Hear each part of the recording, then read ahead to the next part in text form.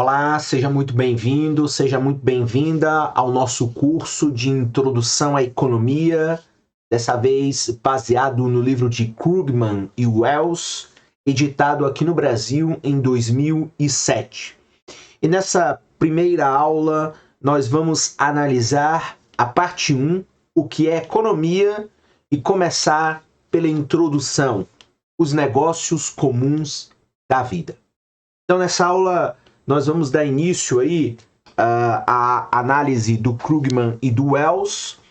O livro está dividido em várias partes. Mais uma vez, nós vamos analisar capítulo por capítulo, parágrafo por parágrafo. Vamos analisar todas as páginas, todos os detalhes, todos os boxes, todos os gráficos que o livro nos apresenta, com a ideia de deixar um conteúdo completo para que você possa começar os seus estudos em economia. Esse é mais um manual de sucesso, mais um livro-texto, é um livro com mais de 800 páginas, e que é um livro escrito aí por Krugman, que é um importante economista, vencedor já de Prêmio Nobel, e que tem, um conteúdo, neste caso, básico, que pode ser utilizado tanto por aqueles que estão estudando economia, como também por aqueles universitários que estão estudando outras áreas, administração, contabilidade, direito, as áreas de saúde também. Enfim, é um conteúdo apropriado para quem quer dar os primeiros passos na disciplina de economia. Vamos começar aí, então, a análise deste capítulo. Essa primeira parte, introdução, os negócios comuns da vida, é uma parte pequena, mas que vai aí dar um panorama geral do que é que nós vamos ver no livro, ao longo do livro do Krugman, ok? Então, vamos começar aqui um domingo qualquer. É domingo à tarde, verão de 2003, e a rodovia 1, na parte central de Nova Jersey, está movimentada. Milhares de pessoas endem as grandes lojas de departamento que margeiam essa estrada por 20 milhas, desde Trenton até New Brunswick. A maioria dos compradores está alegre. E por que não? As lojas dali oferecem uma escolha enorme. Você pode comprar qualquer coisa, desde equipamento eletrônico sofisticado a roupas da moda até cenouras orgânicas. Há possivelmente 100 mil itens diferentes nesse trecho da estrada. E a maioria desses bens não é apenas bens de luxo que só os ricos podem adquirir. São produtos que milhões de americanos podem comprar e compram todos os dias. Então veja, essa cena de verão na rodovia 1 é obviamente comum, mais ou menos igual às cenas de outros trechos de estradas que cruzam os Estados Unidos naquela mesma tarde.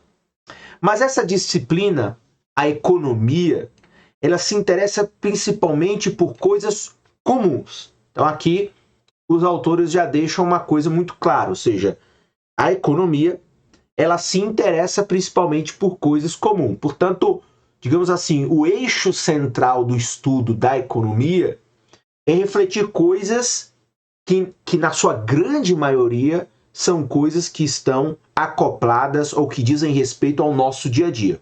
Então veja, ó, como disse o grande economista do século XIX, o Alfred Marshall, a economia é um estudo da humanidade nos negócios comuns da vida. Então, a perspectiva aí que os autores apresentam é uma perspectiva de que a economia ela estuda questões do cotidiano, enfim, da humanidade. E por isso, outros autores, que não aqui ainda no Krugman e no Wells, vão advogar também de que a economia é uma coisa que qualquer um pode aprender.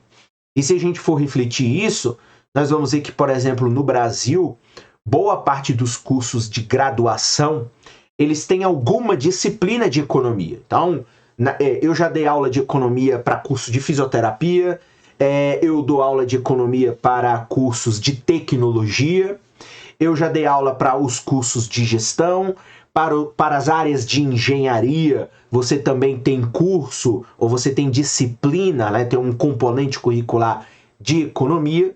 Portanto, a economia é um conteúdo que possibilita, portanto, com que todos tenham que acessar este conhecimento para justamente compreenderem a dinâmica daquilo que vão viver nas suas vidas profissionais. Então, quando a gente é criança, a gente ainda não enxerga muito a economia, porque muitas vezes são os nossos pais que cuidam praticamente de tudo na nossa vida.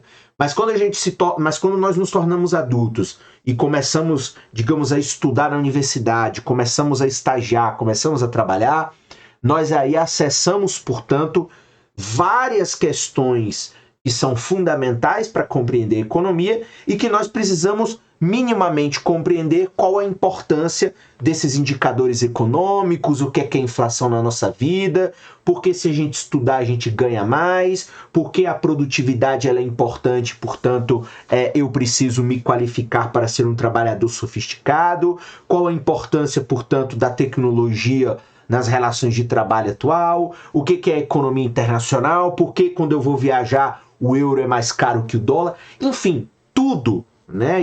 E se a gente for pegar também, por exemplo, os noticiários, né, os jornais impressos ou os noticiários na televisão ou na internet, nós vamos ver, portanto, notícias de economia todos os dias. E aquelas notícias dizem respeito a nós porque elas nos afetam direta ou indiretamente, ok? Então, por isso que a economia é um estudo da humanidade nos negócios comuns da vida. Eu concordo com o Alfred Marshall e acho que é bem pertinente aí o que o Krugman e o Wells colocam nessa primeira página aí de abertura do seu manual de introdução à economia. O que a economia pode dizer sobre esses negócios comuns? Acontece que diz muito.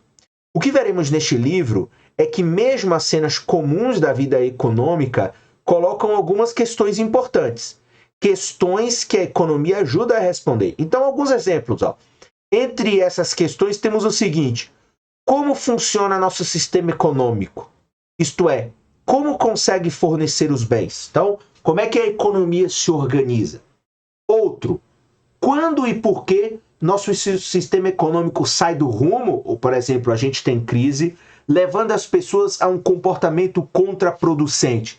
Então, é outra questão importante, né? Então, porque quando começamos a ter crises econômicas, as pessoas passam a se interessar por economia, passam a se interessar por entender por que elas ficaram desempregadas. Enfim, são coisas que a economia, como disciplina, também responde e tenta entender. Por que há expansão e retração na economia? Isto é, por que às vezes a economia tem um ano ruim ou às vezes tem um ano bom? E finalmente, por que a longo prazo é principalmente uma história de expansão e não retração? Isto é, por que os Estados Unidos e outras nações avançadas se tornam tão mais ricas com o passar do tempo? Então, uma pergunta também que a economia responde, que é entender por que algumas nações ficam ricas e outras ficam pobres, por que algumas crescem e outras não crescem. Enfim, você tem várias questões. Então vamos dar uma olhada nessas questões e oferecer uma prévia do que você vai aprender neste livro. Então, a economia é uma ciência, enfim, interessante. Quem gosta vai ver, e quem consegue abstrair as questões, digamos assim, mais teóricas e trazer elas para a prática, vai ver a importância de conhecer economia no seu dia a dia, seja tanto no seu dia a dia profissional como no seu dia a dia pessoal. E a gente vai ver aí, portanto, no livro, uma série de questões importantes que vão nos auxiliar a você entender economia. Eu vou ampliar um pouco mais aqui, né, a imagem que eu notei somente agora que tinha ficado um pouco pequeno e mais difícil de entender, ok? Então aqui é uma abertura, né? Um domingo qualquer. Então, os negócios comuns da vida.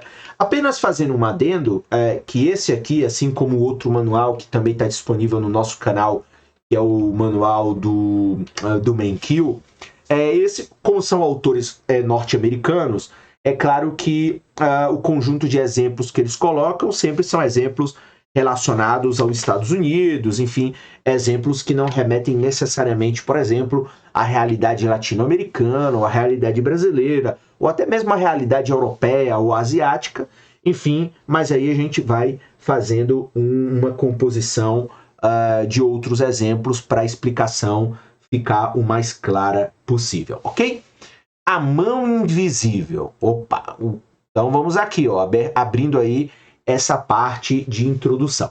Então veja, aquela cena lá de Nova Jersey, descrita aí na página anterior, não pareceria comum para um americano nos tempos coloniais. Então, digamos, um dos patriotas que ajudou George Washington a vencer a Batalha de Trenton em 1776. Então, naquela época, Trenton era apenas uma pequena aldeia sem qualquer shopping à vista e havia fazendas ao redor da estrada de barro que mais tarde se tornaria a rodovia número 1. Então aquela cena lá é uma cena que remete à economia contemporânea.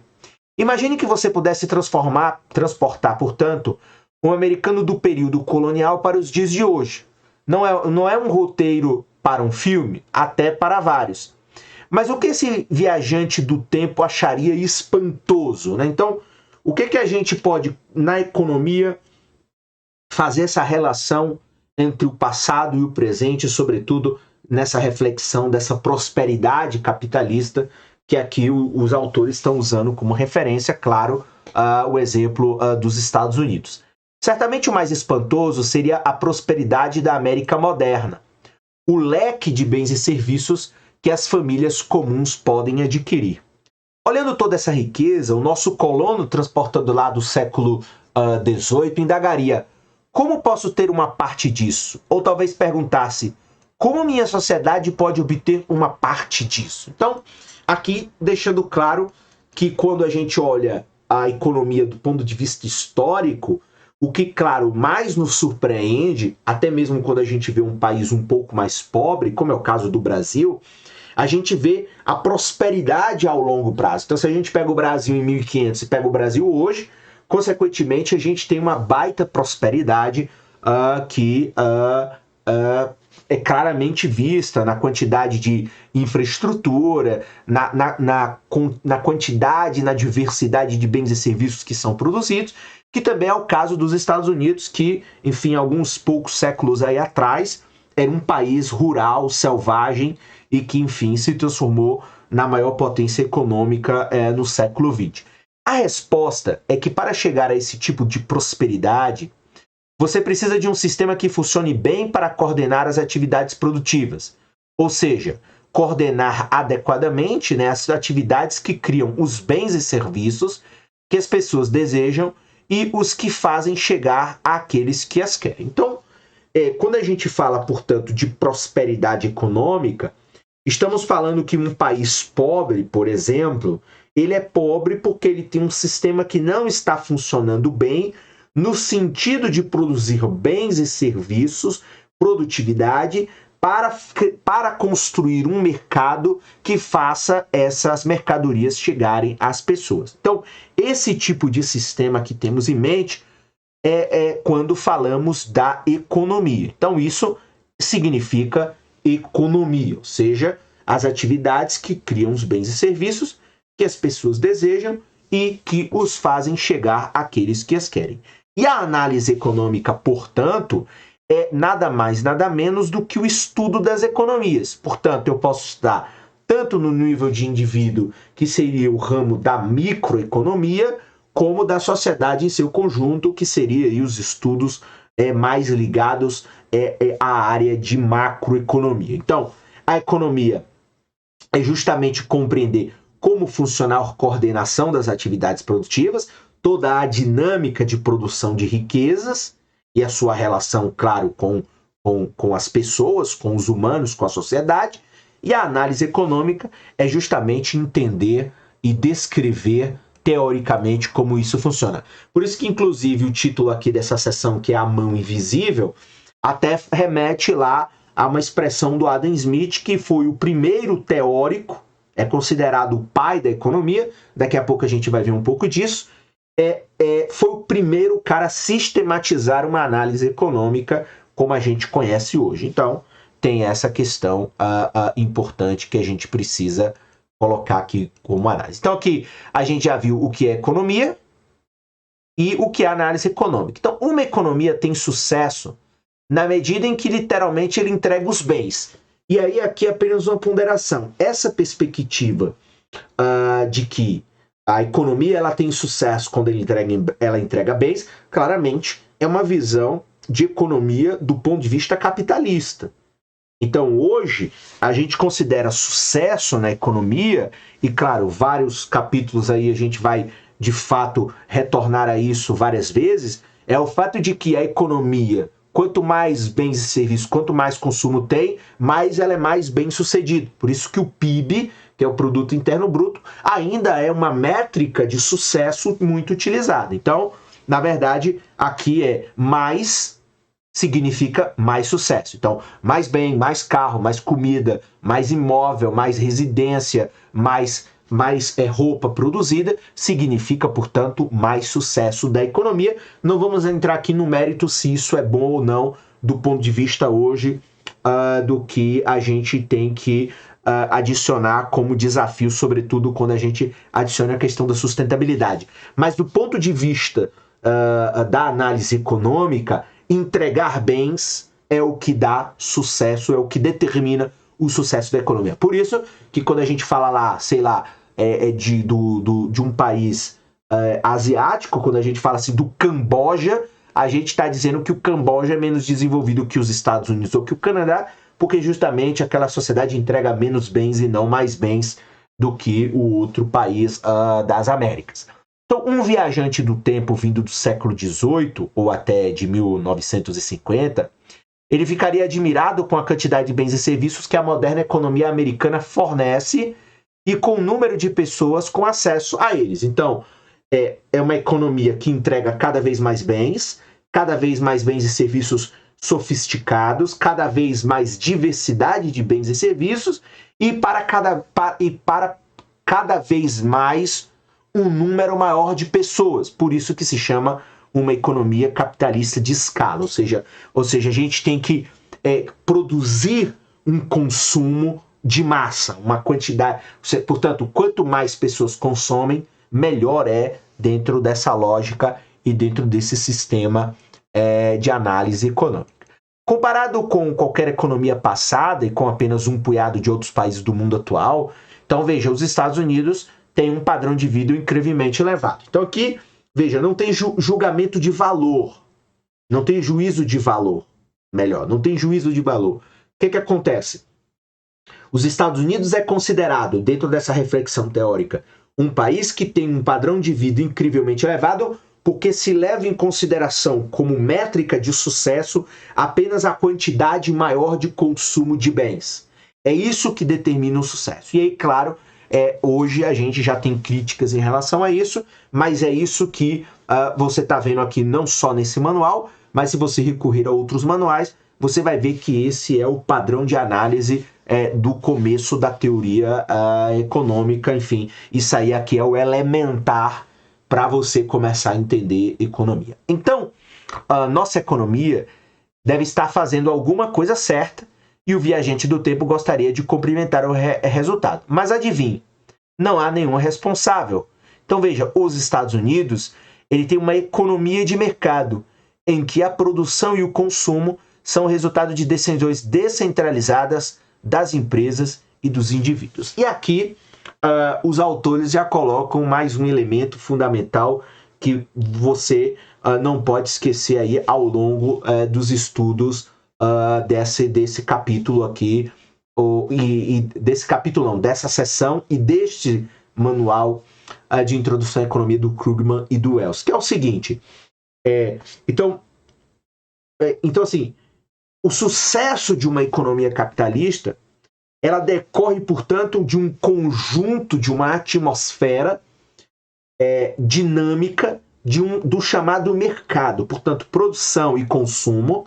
Portanto, uma sociedade que se dedica a uma produção de maneira aplicada e uma sociedade também com estímulo e código de consumo enraizado, de maneira descentralizada, produzem essa tal economia de mercado. E os Estados Unidos, claramente, é o exemplo, digamos assim, mais pujante de uma verdadeira economia de mercado. Por exemplo, eu já morei na Europa, estudo um pouco a Europa, a minha sensação é que o europeu ele tem um código de conduta de produção hoje muito menos, digamos assim, agressivo que o caso americano. Então, é a produção de uma economia de mercado extremamente descentralizada e, claro, quando você tem, que é o caso que está acontecendo também na China, então, quando você tem uma produção gigantesca, extremamente descentralizada, em que você tem vários agentes econômicos produzindo bens e serviços dos mais variados,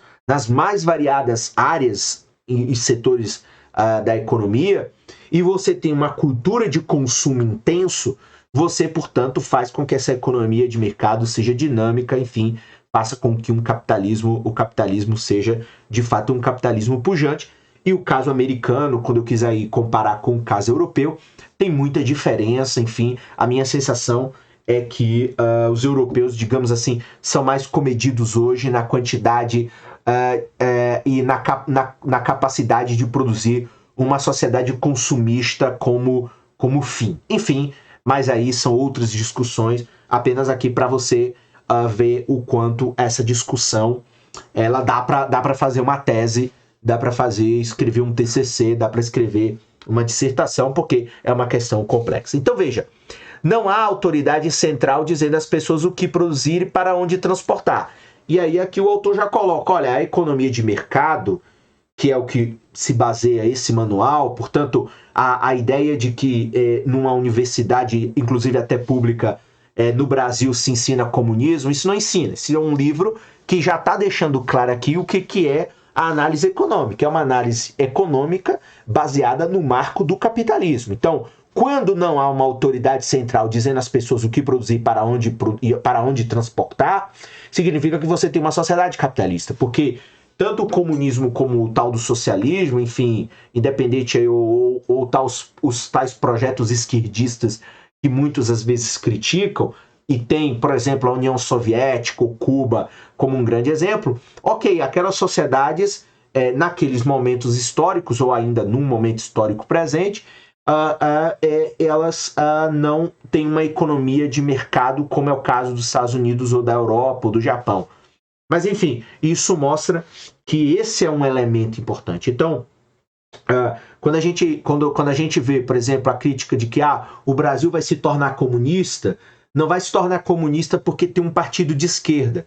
Vai se tornar só comunista se houver uma autoridade central centralizando as decisões de produção e centralizando as decisões de consumo. Então, não me parece que isso ocorra hoje num país como o Brasil, ou em qualquer país europeu, ou até mesmo na China, que tem aí as discussões atuais que vão mostrar que é tipo um sistema híbrido que está combinando questões do capitalismo com questões também do socialismo, mas aí é um caso à parte que precisa ser estudado com mais cuidado. Eu só estou citando aqui para você ver claramente que essa não é uma discussão trivial. Então, este manual de introdução à economia, como vários outros, estuda economia no marco do capitalismo, e estudar economia no marco do capitalismo é falar de economia de mercado. Então, cada produtor individual vai tomar a sua decisão do que parece ser mais lucrativo, e cada consumidor vai escolher aquilo que compra. Essa é a chamada economia do mercado, onde você tem decisões tanto de oferta como de demanda descentralizados. A alternativa para uma economia de mercado é uma economia de comando. Então aqui os autores colocam economia de comando ou economia centralizada em outros manuais, em que existe uma autoridade central tomando decisões sobre produção e consumo. Enfim, você pode encontrar outros termos em outros livros de economia. Experimentaram-se economias de comando notadamente, que é o caso mais recente, digamos assim, é a experiência que, digamos, tentou aplicar o tipo ideal do que é o socialismo ou o comunismo entre 1917 e 1991. Mas não funcionaram muito bem. aqui eu tendo a discordar, porque assim, lá para 1917 até 1945 funcionou sim muito bem. Depois de 45 continuou funcionando muito bem. Não é à toa que a União Soviética de fato rivalizou por mais de meio século com os Estados Unidos de igual para igual, mas é claro que a história muda. Chegou lá nos anos 80 e no começo dos anos 90, a União Soviética colapsou completamente e, claro, o projeto de mercado norte-americano deu certo e, enfim, foi o que influenciou o mundo a partir daí. Os produtores na União Soviética, rotineiramente, não podiam produzir porque lhes faltavam matérias-primas essenciais ou conseguiam produzir, mas não encontravam, vamos subir aqui, mas não encontravam ninguém que quisesse comprar seus produtos.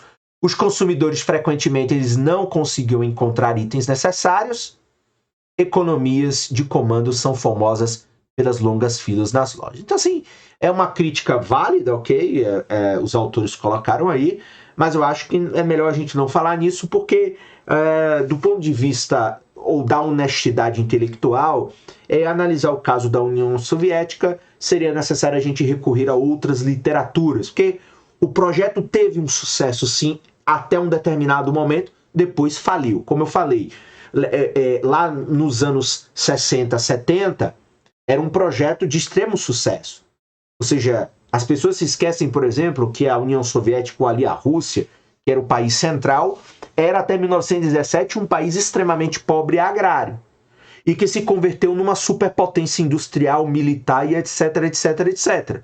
Que é mais ou menos em menor medida, mas que fez pelo lado capitalista, o que a Coreia do Sul fez, que lá nos anos 70 era um país pobre, pequeno e, enfim, e selvagem, e que hoje se tornou uma potência industrial. Então, os projetos eles dão certo até certo momento, mas no caso da União Soviética fracassou, enfim, e o projeto realmente da economia de mercado. Agora, afirmar que deu errado porque deu errado, aí não é ser honesto com a história, e aí, claro, a gente precisa recorrer a outra literatura, enfim, que detalha mais o caso soviético, que detalha mais dados do que era antes, do que se tornou, enfim, etc. E se a gente for, por exemplo, adicionar aí agora o que a gente está vendo do ponto de vista de notícias internacionais, que é o início aí da guerra da Ucrânia, a gente vai ver que muitas pessoas ainda se assustam. Por quê? Porque a Rússia ainda é uma potência militar. E essa herança de potência militar, como o país, por exemplo, que tem mais ogivas nucleares, é lá dos tempos da União Soviética. Então, assim, não deu certo em alguns elementos, também em elementos políticos não deu certo, por isso que se desmantelou a União Soviética, mas ela deu certo em várias medidas, enfim, aí é uma outra questão. Então, mais uma vez, aqui o próprio autor coloca esse parágrafo mostrando que o estudo da economia hoje é o estudo da economia capitalista, ok? Então, é um manual de 2007 esse, mas qualquer livro aí a partir de 1990 vai apenas discorrer os elementos da realidade capitalista. É importante que isso fique claro. Economias de mercado, entretanto, são capazes de coordenar atividades extremamente complexas e garantir aos consumidores a oferta de bens e serviços que desejam. E aí é o contraponto com a tal da economia de comando. Então, na União Soviética você tinha filas para comprar sopa, na economia de mercado não, o próprio mercado vai se ajustando àquelas demandas que te proporcionam lucro e, portanto, você passa a ter um mercado com mais abundância. De fato, as pessoas quase sem pensar confiam a sua vida ao sistema de mercado. Então veja, os residentes de qualquer grande cidade morreriam de fome em poucos dias se as ações não planejadas, mas de algum modo coordenadas de milhares de firmas, não fornecessem uma oferta constante de alimentos. Surpreendentemente, o caos sem plano de uma economia de mercado acaba sendo muito mais ordenado do que o planejamento de uma economia de comando. Então, claro, porque a métrica de atendimento da demanda numa economia capitalista, ela se dá pelo lucro. Então, assim, o capitalista ele vai oferecer chiclete com gosto de uva se esse for o sabor que a sociedade demanda. ou vai oferecer chá do tipo tal se a sociedade demanda. Então, ela passa a imprimir esforços naquelas atividades que produzem mais lucro. E claro, você, numa economia de mercado, você tem não só abundância de bens e serviços por conta desse estímulo do lucro, mas claramente você oferece às pessoas aquilo que elas desejam, né? Então, isso aí é uma coisa importante. Na sociedade do comando central, você tem esse problema, né? Um problema de que lá na União Soviética você se preocupava em dar os bens mínimos necessários para a dignidade. Você não estava preocupado, digamos, com a satisfação da pessoa. Então, lá não ia ter uma camisa azul marinho, só ia ter camisa, sei lá, branca. Então, eu ia ser obrigado a comprar uma camisa branca e em um determinado momento eu não quero comprar também, ou não quero ter, porque eu já tenho muita camisa branca. Então, você cria um problema lá de abastecimento, enfim, é uma coisa muito complexa porque envolve várias questões. Não me recordo aqui se tem um livro que faça esse tipo de comparação minuciosa dos problemas em relação a uma economia centralizada versus uma economia de mercado, mas como colocou aqui os autores, surpreendentemente, o caos sem plano de uma economia de mercado acaba sendo muito mais ordenado do que o planejamento de uma economia de comando, simplesmente porque o lucro é um grande motivador do funcionamento dessa lógica de mercado. Então, em 1776, em uma passagem famosa de seu livro A Riqueza das Nações, esse é um importante livro de economia, né, clássico, o pioneiro economista escocês Adam Smith escreveu sobre como os indivíduos, buscando seu interesse próprio, sobretudo lucro, muitas vezes acabam servindo ao interesse da sociedade em seu conjunto. De um homem de negócios cuja busca de lucro torna a nação mais rica, Smith escreveu. Então veja, olha o que o Smith escreveu, que é o que vai dar origem aí a essa tese da mão invisível. Então, ele procura, né? Então, um homem de negócios, ele procura apenas o seu próprio ganho, então ele quer lucrar, e nisso, como em muitos outros casos, é levado por uma mão invisível a promover um fim que não estava em suas intenções. Então, a ideia de que, porque eu gosto de estudar, eu vou acabar fazendo um bem maior na busca do lucro, eu vou conseguir fazer com que a sociedade tenha mais riqueza. Então, a tese da mão invisível, e essa expressão aí, esse entre aspas aí, tirado lá do livro do Smith. Então ele diz lá de novo, ele procura apenas seu próprio ganho. Então a tese do egoísmo, então de que o egoísmo individual permitiria a geração de um bem-estar coletivo.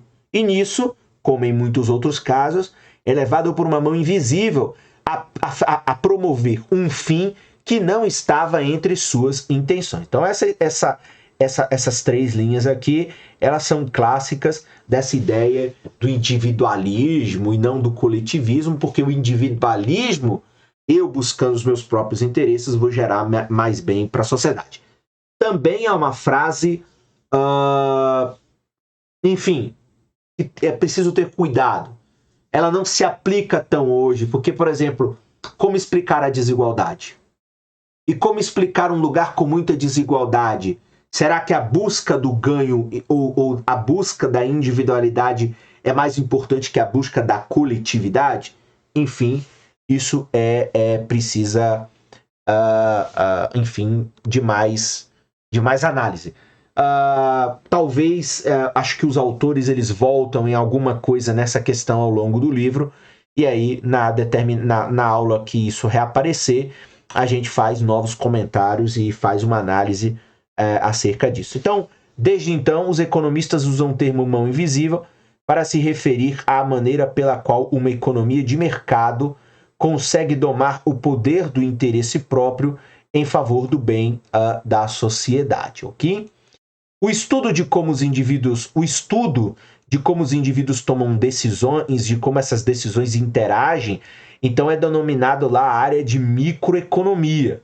Um dos temas centrais da microeconomia é a percepção de Adam Smith. Então veja, indivíduos perseguindo seu interesse próprio frequentemente promovem o interesse da sociedade como um todo. Então, assim, é uma frase clássica, se você está começando a estudar a economia, você precisa saber que isso existe. Ó, indivíduos perseguindo seu interesse próprio frequentemente promovem o interesse da sociedade como um todo. Agora veja, isso foi escrito por Smith, lá, enfim, meados do século XVII, num contexto do Reino Unido, da Inglaterra, enfim, em que ele vivia, levando em consideração outras questões, como, por exemplo, é importante destacar que quando Smith escreve esse tipo de coisa, ele estava contrapondo ao esquema do mercantilismo, baseado num domínio de um rei que decidia o que a sociedade deveria fazer.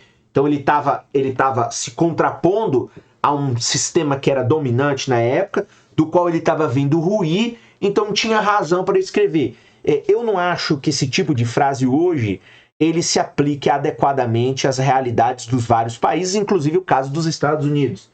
E recentemente, aí no pós-pandemia, começou a ter um grau de desigualdade muito grande. Então, indivíduos perseguindo lucro nos Estados Unidos não estão promovendo, digamos, uma geração de lucro e de benefícios para a sociedade como um todo. Não, está produzindo uma casta de milionários ao troco de uma sociedade que está ficando com pessoas, com milhões de outras pessoas cada vez mais pobres. Então, é preciso ter cuidado com isso. Assim, uma parte da resposta à questão de nosso viajante do tempo é o seguinte: como minha sociedade pode alcançar esse tipo de prosperidade que vocês consideram fato natural? E que sua sociedade deveria aprender a apreciar as virtudes de uma economia do mercado e o poder da mão invisível. Então, a pergunta, né? Então, o cara lá vem do século XVIII. Então, como é que a minha sociedade pode alcançar esse tipo de prosperidade que igual os Estados Unidos têm? Aí é o que os americanos vendem para o mundo. Olha, a ideia é o seguinte: a gente está rico e está assim, nós temos esse mercado pujante, porque nós temos economia de mercado e porque aqui o lucro, o poder do interesse individual está acima de tudo, a mão invisível faz o seu papel e aí a economia toca para frente e aí chegamos a essa prosperidade. Eu acho que é menos, mas aí a gente deixa esse tipo de crítica para um outro momento. Mas essa mão visível não é sempre nossa amiga. É importante entender também quando e por que a busca do interesse próprio individual pode levar a comportamentos contraproducentes, ou o que seria aí em microeconomia, que seriam as imperfeições do mercado, ou seriam, enfim, as falhas de mercado. Então a gente tem que entender. Por isso que eu já estava construindo a crítica, mas eu sei que os autores vão ao longo do livro mostrar que, assim, até certo ponto, essa tese do Smith é verdade, e de um ponto para frente a gente tem que tomar cuidado e adicionar algumas reflexões, sobretudo reflexões sobre como o Estado Nacional hoje ele ajuda a organizar a economia. Vamos aqui ao segundo tempo: meu benefício, seu custo. Uma coisa que nosso viajante do tempo não aceitaria sobre a moderna rodovia 1 é o tráfego, né? O engarrafamento. De fato, ainda que a maior parte das coisas tenha melhorado nos Estados Unidos ao longo do tempo, o congestionamento no trânsito ficou bem pior. Por isso que aí os autores colocam o título dessa seção: meu benefício, seu custo. Então, quando há congestionamento, cada motorista está impondo um custo a todos os demais motoristas na estrada. Ele está atrapalhando os outros e os outros estão o atrapalhando. Então, esse custo pode ser substancial. Então, veja, nas principais áreas metropolitanas, cada vez que alguém vai de carro ao trabalho, em vez de usar o transporte público ou trabalhar em casa, ele pode facilmente impor um custo de $15 ou mais aos outros motoristas. Então, isso aqui é para mostrar que a economia não é tão invisível e perfeita quanto apresentado lá na sessão anterior. Então, a origem da análise econômica começa nessas visões da mão invisível de Smith, lá no século no século 17, 18, como eu falei lá, o Marshall, que já foi citado aqui, o Smith, enfim, e muitos outros, mas a economia, à medida que ela vai se desenvolvendo, ela vai apresentando novos problemas. Contudo, ao decidir se pega ou não carro, o usuário não tem incentivo para levar os custos que impõe aos demais. Então, hoje na economia, e mais para frente a gente vai ver principalmente nas sessões de microeconomia do livro, as questões ligadas a falhas de mercado, a externalidades. Então, na economia nós temos, ou seja, nós muitas vezes podemos fazer coisas que, enfim, é a nossa decisão individual, lá o nosso egoísmo individual, mas isso impõe custos à sociedade, impõe custos, digamos, a outras pessoas.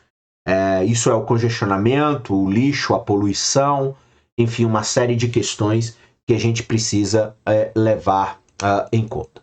O congestionamento é um exemplo familiar de um problema bem mais amplo. Às vezes, portanto, veja, a busca do interesse próprio do indivíduo, que é o interesse de usar carro e poder estar mais confortável e chegar mais rápido, em vez de promover o interesse da sociedade como um todo, pode, na verdade, causar danos à sociedade. E aí aqui adiciona as questões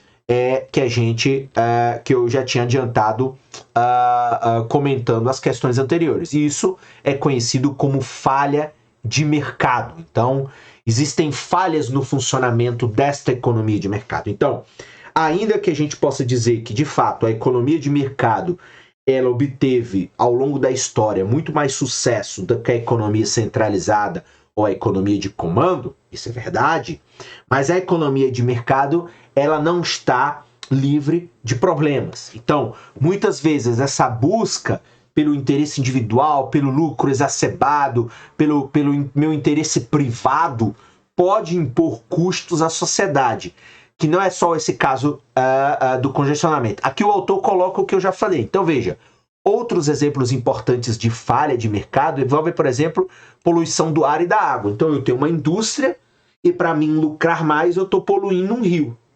Então, eu lucro cada vez mais, não arco com os custos de jogar o meu subproduto, jogar o meu lixo dentro de um rio, e a sociedade vai ter que conviver com um rio, digamos, mais poluído e que pode, por exemplo, criar problemas de saúde na sociedade. Então, na busca do meu lucro privado, eu crio uma falha de mercado, eu crio um prejuízo à sociedade.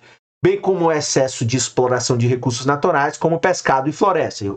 Quem não respeita o período de reprodução dos peixes, ou, por exemplo, agora a discussão em torno da Amazônia. Então, quando alguém começa a desmatar para vender madeira de qualquer jeito, ele está obtendo um lucro privado, mas a destruição de uma floresta tropical extremamente importante, por exemplo, para regular o clima, pode prejudicar o plantador de soja no interior de Goiás, do qual, por conta da chuva que não desce da Amazônia, ele não vai ter chuva lá a 3.000 quilômetros, 5.000 quilômetros, e, portanto, ele e mais outros vão ter prejuízo. Então, essa é uma coisa importante que a gente precisa entender. Cada vez mais no estudo da ciência econômica, a compreensão das existências das falhas de mercado é uma coisa que a gente precisa levar fortemente em consideração. A boa nova, como você aprenderá usando este livro para estudar microeconomia, que é a área onde está essa discussão, é que a análise econômica pode ser usada para diagnosticar justamente as chamadas falhas de mercado. E muitas vezes a análise econômica pode ser usada também para formular soluções para o problema. E essa é muitas vezes a tentativa da economia. A gente discutir problema. Então, quando a gente está analisando lá a União Soviética, o exemplo dos Estados Unidos, o exemplo da Coreia, o exemplo da Europa, aí compara dados, compara experiências, compara o que está dando certo, o que está dando errado e faz um conjunto de reflexões, na verdade a gente está fazendo isso justamente para ter um senso crítico e formular soluções para os problemas reais da economia. Bons tempos, maus tempos. Vamos ver aí o que a gente pode entender neste tópico. A rodovia 1 estava movimentada naquele dia de verão de 2003, mas não tão movimentada quanto os comerciantes gostariam, pois em meados de 2003 a economia norte-americana não ia bem. O principal problema eram os empregos. No início de 2001, as empresas começaram a demitir grande quantidade de trabalhadores. E vale lembrar a crise que começa com os atentados terroristas, né, de 11 de setembro de 2001. Depois, eu não me lembro se foi antes de setembro ou depois, a gente teve a crise das empresas.com, a crise forte na bolsa que tinha os ativos das empresas de tecnologia. Então as empresas começaram a demitir grande quantidade de trabalhadores e em junho de 2003 o emprego ainda não havia começado a se recuperar. Então a economia americana estava num contexto de baixa naquele momento. Então, ainda que parecesse movimentado lá a rodovia número 1, mas não estava movimentado como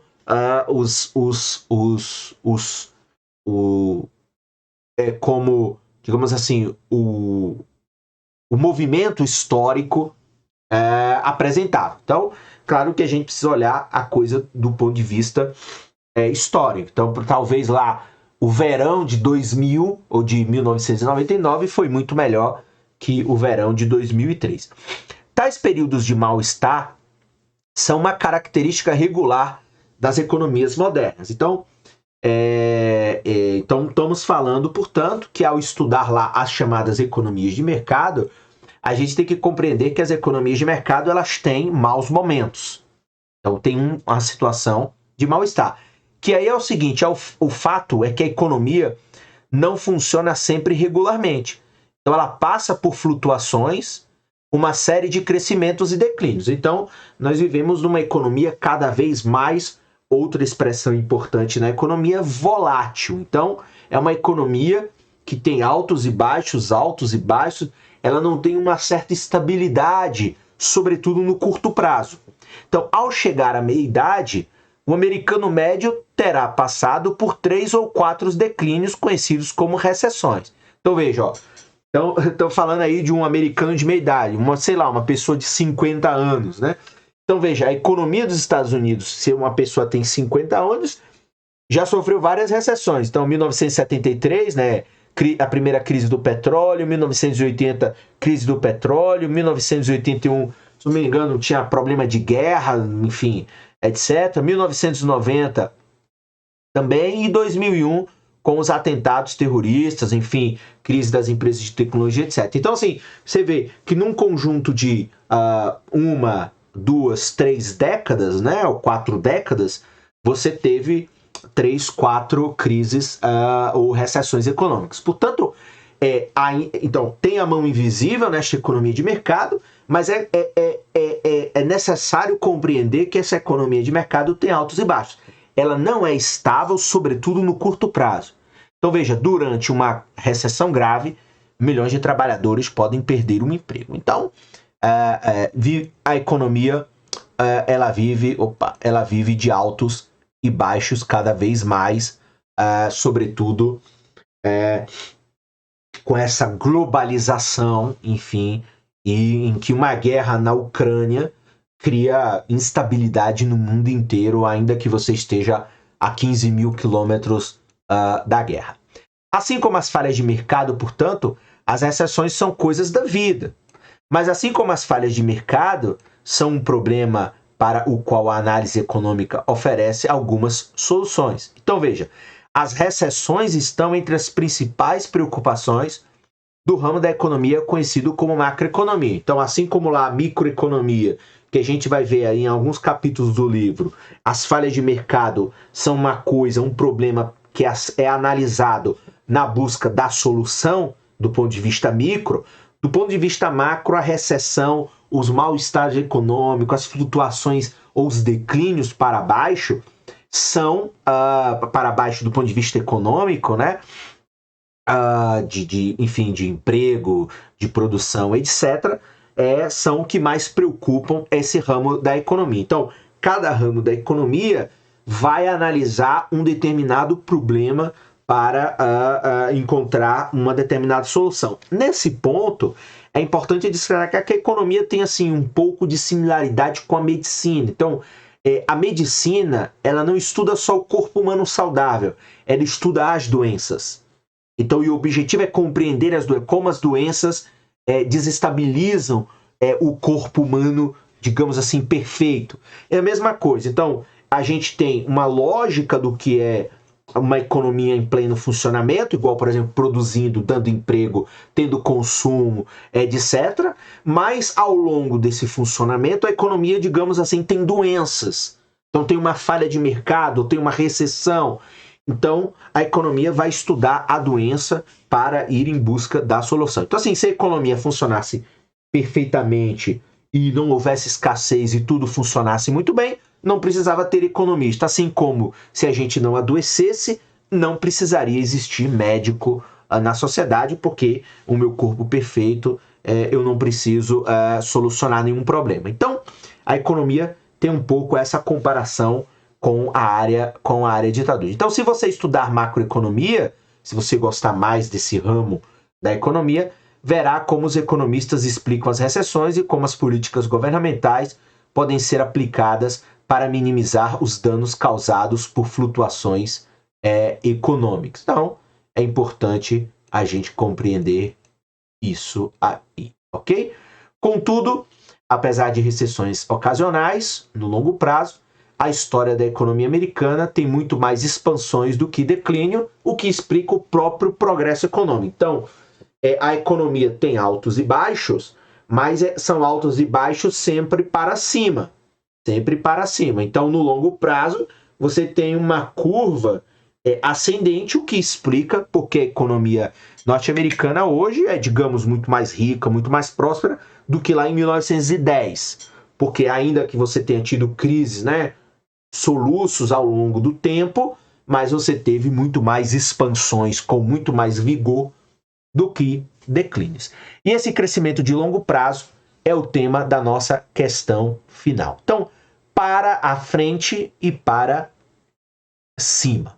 Então, no início do século XX, a maioria dos economistas vivia em condições que hoje consideraríamos como de extrema pobreza. Então, veja, ó, somente 10% das casas tinham vasos sanitários com descarga. Isso lá nos Estados Unidos, né? Imagine o drama. Apenas 8% tinham aquecimento central e só 2% tinham eletricidade. Quase ninguém tinha carro, muito menos máquina de lavar roupa ou aparelho de ar-condicionado. Então, essas comparações são um lembrete do quanto nossa vida mudou pelo crescimento econômico, a capacidade crescente da economia produzir bens e serviços. E aí aqui a gente acopla com o que a gente mostrou lá em cima. Então, se a ideia da economia é analisar essa prosperidade material, significa que ao longo do tempo a prosperidade material ela é cada vez maior, e essa prosperidade material cada vez maior, que se resume em crescimento econômico, é o que melhora a capacidade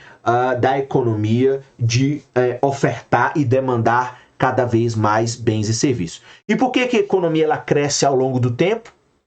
E por que o crescimento econômico ocorre mais rápido em certos períodos e em certos lugares? Então, essas são questões cruciais para a análise econômica. Então, por que o Brasil não cresce? Por que cresceu num período e não cresceu no outro? Por que cresce no Sudeste, mas não cresce no Norte e no Nordeste? Então, essas são coisas que a economia tenta compreender. Pois, já que o crescimento é algo bom, todo mundo quer. Então, veja, essas são questões cruciais para a análise econômica, pois o crescimento é algo bom. Ok, é algo bom, a gente não está negando. O problema é que é algo difícil de se obter, como aqueles consumidores na rodovia 1 podem atestar. E a maioria de nós, claro, quer mais crescimento econômico, porque nessa sociedade capitalista materialista, ter mais é sinônimo de mais qualidade de vida ou de mais felicidade dentro dessa lógica, dado que você produz mais crescimento, mais emprego e assim sucessivamente, ok? Vamos agora aqui ao último ponto, uma máquina de descobrir. Então esperamos ter convencido você, essa aula é só um aperitivo, de que os negócios comuns da vida, esperamos ter convencido você de que os negócios comuns da vida, se você parar para pensar, são na verdade extraordinários e podem nos levar a indagações interessantes e importantes. Então, a ideia deste livro é: vamos relatar as respostas que os economistas deram a tais questões. Mas esta obra, tal como toda a análise econômica, não é uma lista de respostas. Então veja, este livro é um livro de introdução a uma disciplina, a um modo de tratar as questões que acabamos de mencionar. E aí cabe destacar, como sempre, este é um livro de introdução à economia. A economia tem muito mais literatura, tem os temas e os subtemas têm muito mais complexidade quando a gente desce ao nível das análises específicas. Então é um livro que vai te dar aqui assim, um aperitivo, né? um cheirinho do que a economia tem em termos de reflexão. Ou como Marshall, que escreveu a economia como o estudo dos negócios comuns da vida, colocou: economia não é um corpo de verdades concretas, mas uma máquina para descobrir a verdade concreta. Então a economia não é um corpo de verdades concretas, mas é uma máquina para descobrir a verdade concreta. Então a nossa análise ela é construída a partir de perguntas, de dúvidas, de reflexões sobre questões teóricas e sobre questões de fundamento, questões abstratas muitas vezes, mas que buscam compreender o funcionamento da realidade concreta e como a realidade concreta pode ser, em determinados momentos, como a gente viu, melhorada. Como solucionar o problema. Então a economia, assim como o médico, o principal objetivo do economista é tratar os problemas. Porque quando a economia está crescendo, está tudo indo bem, a gente não precisa muito de economistas. Mas quando está em crise, está com problemas, está com inflação, a gente recorre aos economistas para buscar entender. Teremos de virar, portanto, a chave da ignição. Então eu espero que esse capítulo aí ele tenha te dado um desejo, né? Uma vontade de continuar assistindo às videoaulas deste curso baseado neste livro de introdução à economia do Krugman e do Wells. É um livro que tem versões, inclusive, mais atualizadas. Todas têm, enfim, um texto quase que igual, claro que com alguma atualização aqui ou ali, exercícios, exemplos, etc. Mas é um livro que te ajuda a compreender melhor a economia. Ok? Nessa aula é apenas isso. Nos vemos numa próxima oportunidade. Um abraço e até lá. Tchau, tchau.